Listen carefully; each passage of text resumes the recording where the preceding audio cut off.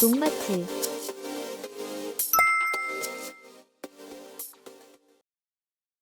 영상에 앞서 농마트 TV 이전 소식을 먼저 전해드리도록 하겠습니다. 농마트 TV는 기존 논산시 양촌면에 위치해 있었지만 논산시 강경으로 이전하였습니다. 저희 농마트는 온라인 판매, 유튜브 등 온라인 회사가 아닌 오프라인으로 직접 오셔서 구매뿐만 아니라 농업 관련 상담도 받으실 수 있는 농자재, 농업 전문 쇼핑몰입니다. 이번 이전으로 새로운 시작, 출발로 생각하여 농가분들께 더 싸고 좋은 농자재, 농사정보 등 많은 도움으로 보답해드리도록 하겠습니다. 감사합니다. 요즘 같은 무더운 날씨엔 작물도 쉽게 지칩니다. 기온이 올라갈수록 수분 스트레스는 더 심해지고 생육에도 큰 영향을 주죠. 특히 한창 자라는 시기엔 물 한 방울이 수확량을 좌우할 수 있습니다. 그래서 오늘은 여름철 수분 관리의 중요성, 어떻게 해야 효과적인지 알아보도록 하겠습니다. 식물체에 있어 다른 자연계와 달리 토양에서는 물과 공기가 공극이라 불리는 토양 중의 빈 공간을 나누어 쓰기 때문에 토양 중 수분 관리는 공기 관리와 함께 이루어져야 합니다.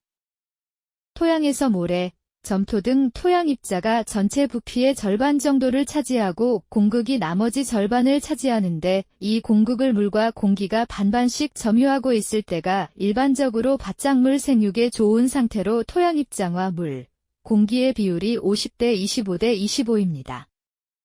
여름철 수분 관리가 필요한 이유.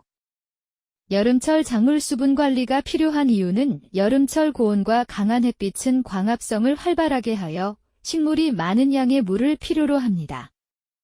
광합성은 식물이 물을 통해 탄수화물을 만들어 생장하는 중요한 과정입니다.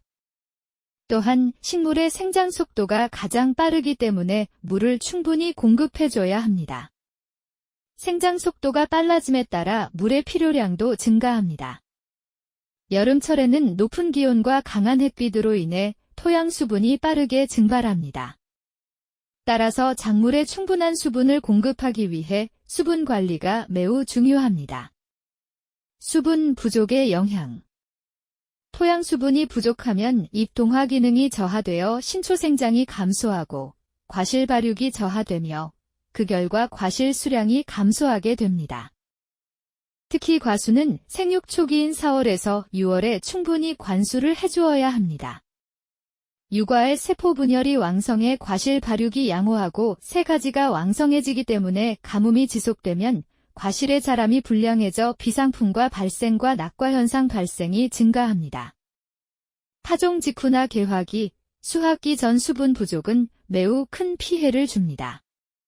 파종 직후인 발화기에는 발화를 위해 토양 수분이 반드시 필요하고 수분이 부족하면 발화율이 떨어질 뿐만 아니라 출하가 불균일하게 이루어져 생육 편차가 발생합니다. 개화기는 꽃이 피고 수정이 이루어지는 중요한 시기로 수분이 부족하면 꽃이 빨리 시들어 수정 실패율이 높아져 열매 맺기가 힘들어질 수 있습니다. 수확기 전 비대기에는 열매가 자라는 시기로 수분이 과실 속 세포를 키우는 중요 성분으로 이 시기에 수분이 부족하면 과실 크기가 작아지고 광합성 저하와 양분 이동력 약화로 인한 당도가 감소됩니다. 이로 인해 수확량과 상품성이 모두 저하될 수 있습니다.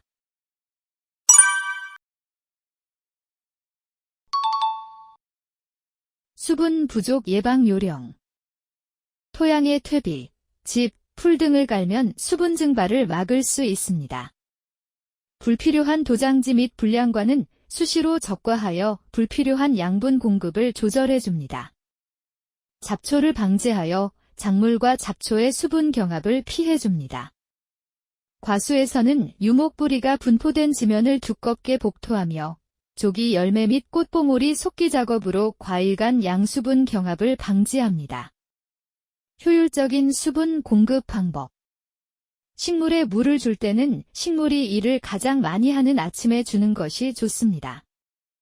아침 햇빛을 받으면 식물의 잎에 있는 엽록소가 물을 분해하면서 광합성을 시작며 증산작용을 시작합니다.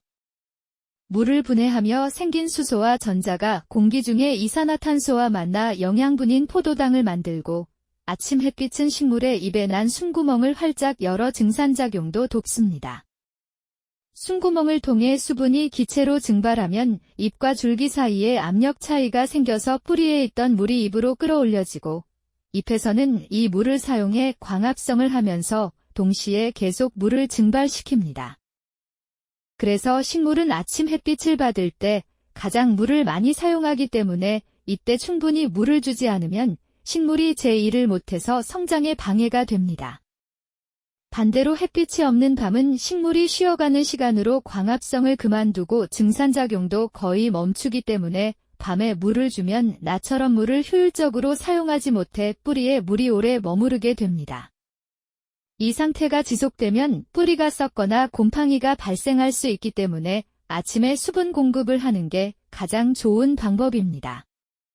또한 토양에 물을 공급하면 식물의 기공이 잘 열려 연면시비 효과가 높아지고 약해를 예방할 수 있어 연면시비를 할 때는 토양에 물을 먼저 공급한 후 시비하는 것이 좋습니다. 과수원 관수 관리. 만개기부터 약 한 달은 세포 분열기로 과실 크기에 영향을 주는 세포 수가 증가하고 생리작용이 활발하게 일어나는 시기로 철저한 물 관리가 필요합니다. 건조보다는 적절한 토양 수분이 있는 것이 바람직하며 기상 조건에 맞는 수분 관리가 필요합니다. 초생재배 시 풀이 자라기 시작하면 수분 경합이 발생하므로 정기적인 관수를 실시해야 합니다. 토성과 관수 방법에 따라 적셔지는 부분이 다르므로 여러 차례로 나누어 관수하며 점적 관수 방법을 이용하여 30분에서 1시간 관수 후 관수 시간만큼 쉬었다가 다시 관수를 해줍니다.